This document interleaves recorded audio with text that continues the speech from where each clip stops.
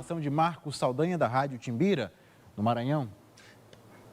Olá, sempre uma honra, um prazer enorme compor essa bancada arretada, esse olhar nordestino sobre o Brasil, né?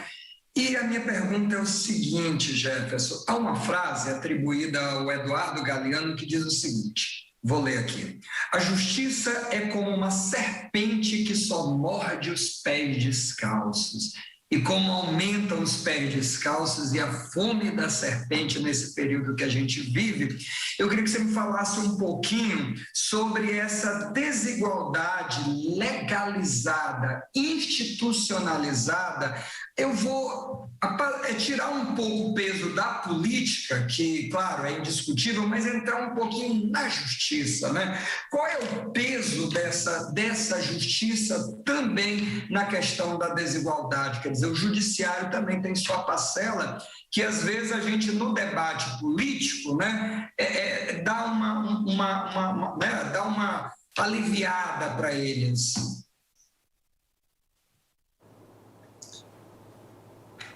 Obrigado pela pergunta, Marcos. Extremamente relevante, né? A gente acaba muito centrando o debate, né, no papel do executivo, né, e do legislativo, e acaba não falando tanto do judiciário, que sem sombra de dúvida tem um papel importante, né? Inclusive, acho que nos últimos anos a gente tem visto o judiciário, né, principalmente as cortes superiores, sendo acionadas meio como sendo um árbitro aí, né, entre os poderes legislativos e executivo, entre o governo federal e os governos estaduais, né? Então, a gente tem diversas medidas de garantia e de proteção e de controle da Covid, por exemplo, tendo sido arbitradas aí pelo Poder Judiciário, principalmente do Supremo Tribunal Federal.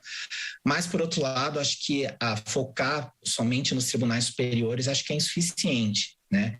Ao mesmo tempo que a gente vê esse cenário, né, diversos casos têm aí surgido no noticiário de ações judiciais que, de certa maneira, demonstram como o judiciário, em alguma medida, ele está muito distante da realidade das pessoas, né? Há um número considerável de ações que a gente tem visto no noticiário, por exemplo, de pessoas que têm sido presas, né, e detidas por pessoas que, por exemplo, vão e furtam um alimento, né, pessoas em situação de extrema necessidade que vão em um pacote de bolacha e alguma coisa desse tipo, e a própria doutrina, né, do crime de bagatela não tem sido aplicada em grande parte do Brasil, né, então, de certa maneira, também essa distância entre o judiciário, né, e as pessoas.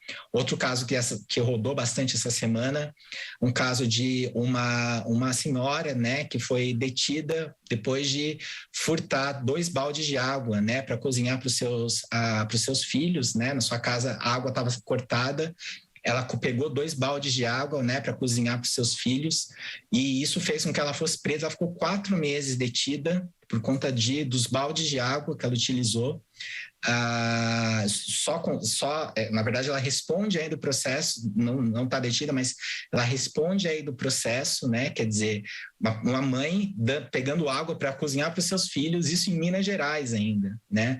Um estado em que a gente tem alguns crimes ambientais célebres, alguns envolvendo, inclusive, contaminação de água, no qual a gente não vê, de certa maneira, a mesma atividade, né? A mesma a veemência do judiciário, né, em buscar os responsáveis, né, por esse tipo de violação ilícito, né? Então, acho que esses casos eles são muito exemplificativos aí de como o próprio judiciário vê, né, esse contexto de desigualdade social e de renda no nosso país.